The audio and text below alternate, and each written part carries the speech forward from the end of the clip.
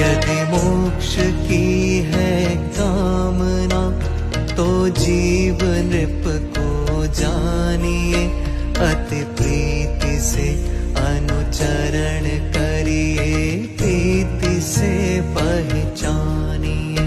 जो भव्य जन संसार सागर पार होना चाहते, वे कर्म ईंधन दहन निज शुद्धात्मा को ध्यावते।